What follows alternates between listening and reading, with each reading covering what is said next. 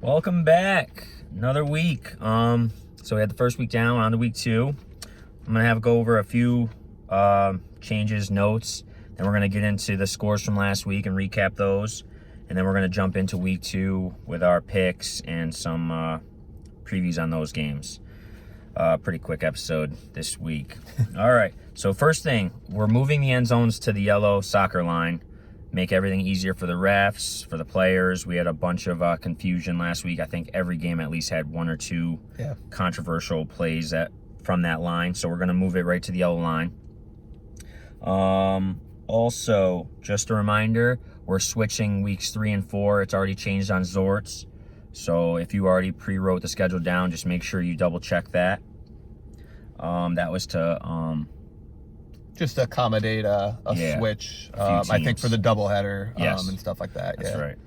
And then, so when before the games, when the soccer kids huddle up and the coach is talking to them, we're free to take the field then. Just please be respectful of them. Don't get too close to their huddle or whatever you want to call it. Yeah, they'll have to make their way back over the sideline and stuff. So just make sure you give them a clear space. But you've got plenty of time to get changed in the lobby. You can collect your ref fees. We can get out onto the turf 15 minutes before our game time, and then as soon as they're huddled up, feel free to get out there. Just like EJ said, be respectful until they are completely out of our way. Yes. And then you'll have plenty of time for warm-ups. But I would definitely say get there early. Collect your fees.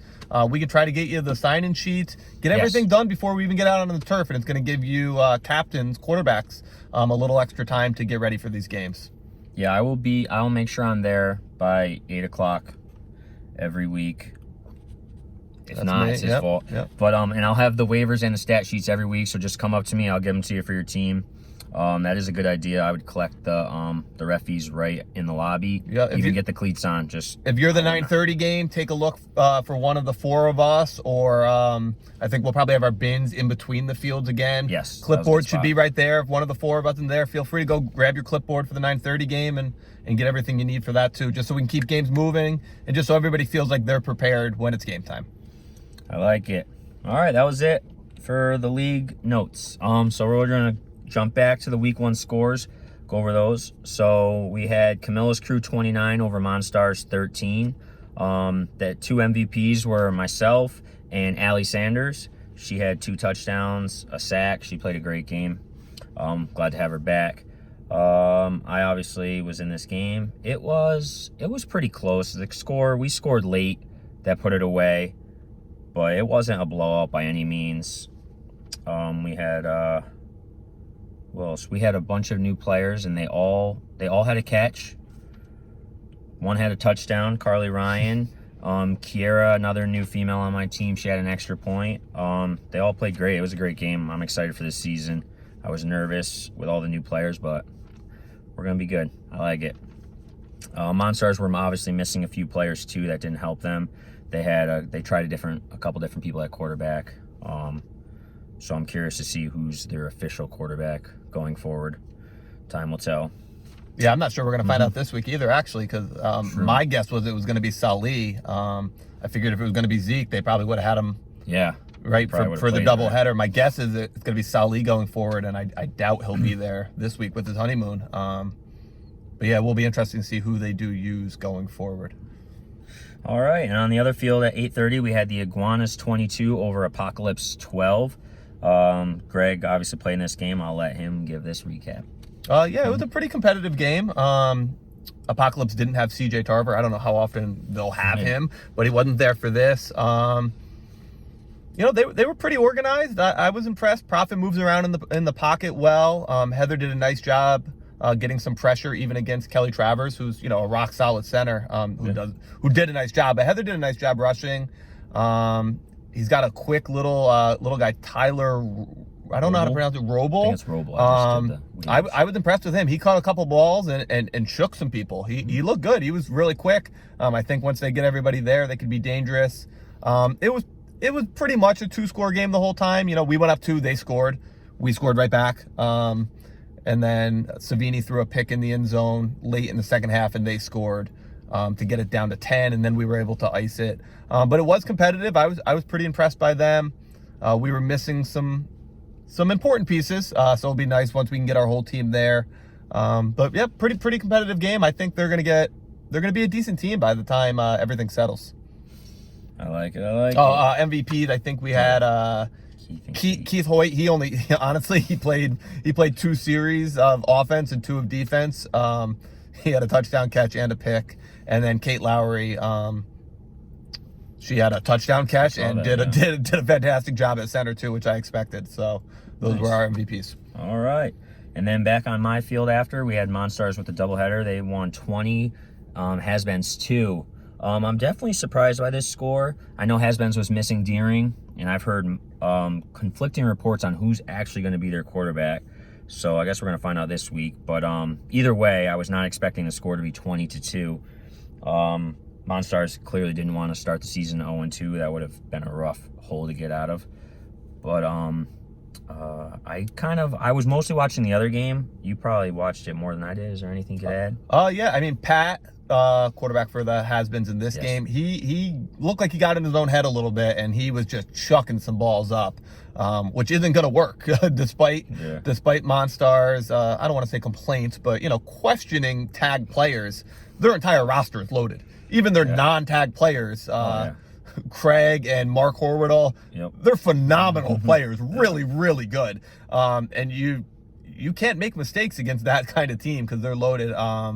So like you said, I think they got motivated after that loss to you, and they looked really good. QW Miller was playing quarterback for them that whole game. And he looked better than he did the little bits I glanced over at your game. He only played 2 series against us. Yeah, he was moving around in the pocket pretty well in the second game. I was surprised because Has-Beens, even without Deering, still have a lot of talent. I thought they would be able to put up some more points and stop them a little bit more. I think I heard they had several touchdown drops. So I did see one J.O. caught and Sitz called it a touchdown and then immediately realized, oh, we're not playing the yellow line. He was down short. Nobody argued it. I think J.O. even knew it. So that one happened. I did see one drop late in the second half that they had that would have been a touchdown. Not J.O. I can't remember who it was. And they had at least 2 picks in the end zone, I think, from what I remember. I definitely thought this game would be more competitive. Yeah. So I was surprised by the final. And then the who had the MVPs for that one? The MVPs were Q Miller and Ashley Horwedel. I saw Ashley actually had a couple sacks too. She looked really quick and good in rushing.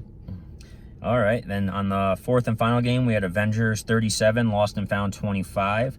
This game was back and forth at first. This was exciting to watch.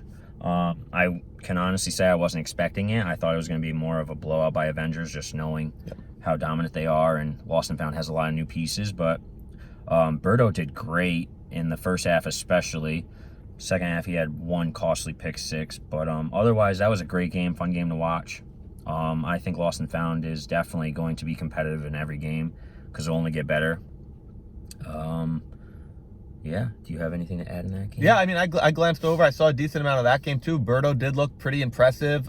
We knew that they were going to have Craig at wide receiver. Ethan, who's a big body. The guy I didn't know, at least I didn't notice him on the roster, was Vinny Nicosia, I think. Corey Viscosi. Okay, I think they're both Amsterdam kids, I think, and they're both the community. He's quick. He's a good player, too. Yeah, he plays semi-pro a lot. Yeah, Berto's going to have some weapons. That game was close. They had a girl catch a ball and get stopped on, like, the goal line, and they weren't able to punch it in, and I think that would have given them the lead or tied it late in the second half, and then it was over from there. They weren't able to get any closer. And if they have scored there, put a little more pressure. But this makes sense for Avengers. They're, Ryan, even with different players, it's a well-oiled machine. He's going to put up points, and he did. Yeah. And now he's got Jen K back to sit behind. Yeah, so. Yeah. And I mean, that was big. He really did sit back there. He'd let people run, and either they'd get free or he'd wait for them to have to cover everybody, and then he'd have a wide open field to take off. So Jen K really changes the dynamics even more than, what he already had. The MVPs in this game were Ian Yates and then Jacqueline. I think Ian had the pick 6, right? Yes, he had the big Jacqueline, pick 6, I saw, had at least 1 touchdown catch as well. Yeah, I think she might have had 2. I think she might have stepped out of bounds on the first one I saw, but either way, she had a couple catches that I did see. Pretty sure the stat sheet has her at 2. Okay. But yeah, so that was the week 1 scores. After our picks, we both went 3-1. We split on the 2 Monstars games. He got the second one right. I got the first one right.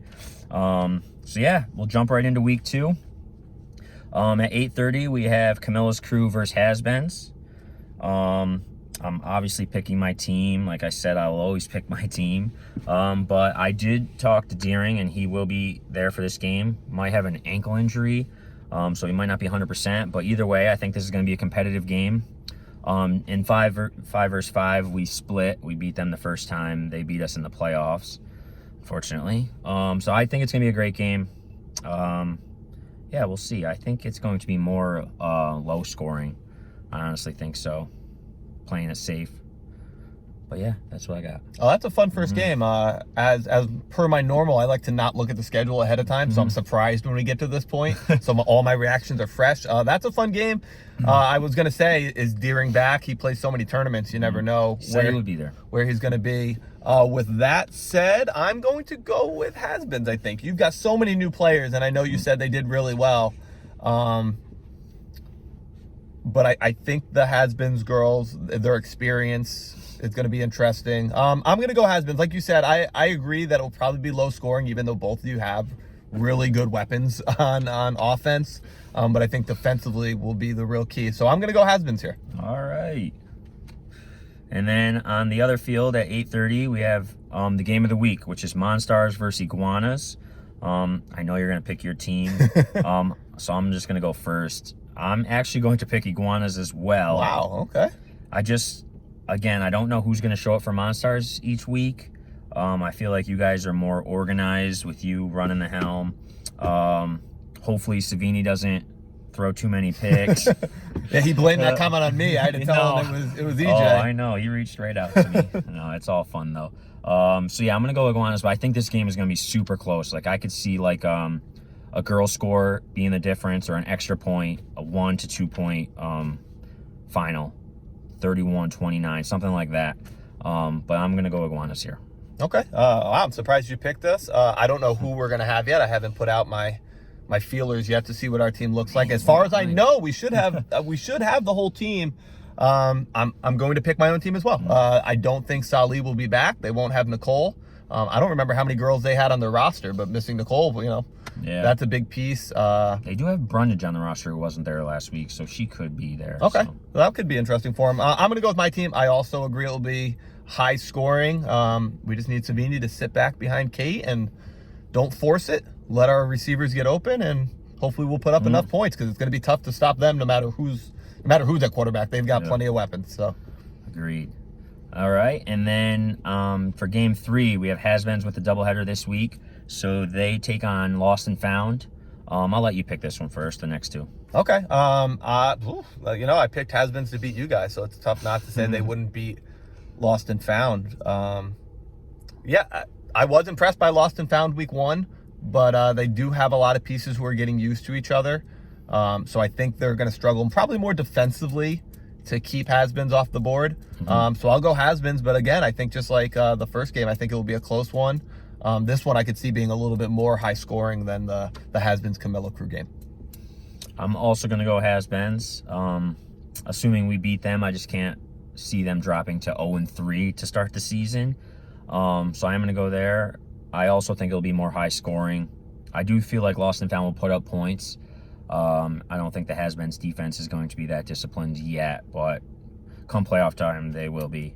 So yeah, I'm going to go Has-Beens there as well. And then in the final game, we have Avengers over Apocalypse, or against Apocalypse. Uh-oh. Whoops. No.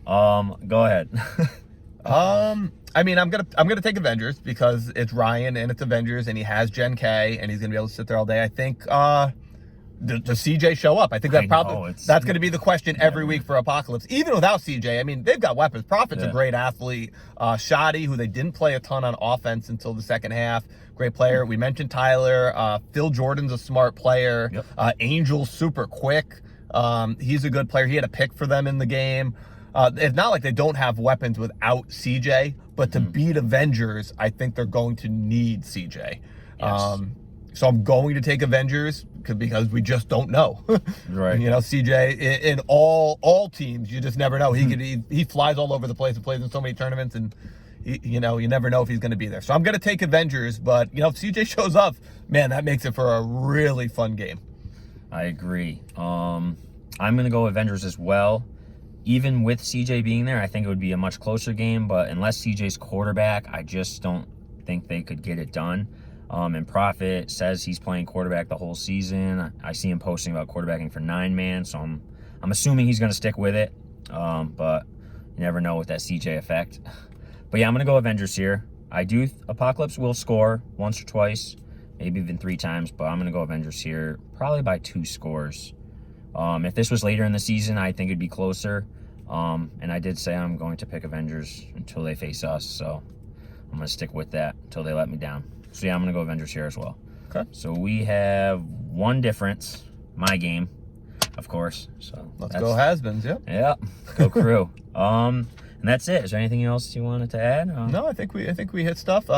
Everything looks really good. Like I was a little nervous about Lost and Found having Birdo at QB because he's never played with them, and Apocalypse being a new team. Both of them look really good week 1. This is I think I said it every season because every season I'm surprised, but it looks like we have a super even season. You look at the rosters and you look at how good some of these teams are. But all the teams are just getting better and better, and I think we're gonna have a really, really good competitive season. No, I agree. There is no layups this season. Hopefully we got all the kinks out from week 1, and we'll be smooth rolling from there on out. All right, so like I said, I'll be there at 8 o'clock with the stat sheets and waiver forms if you want to come grab them from me. And we'll see you guys all tomorrow night. Peace.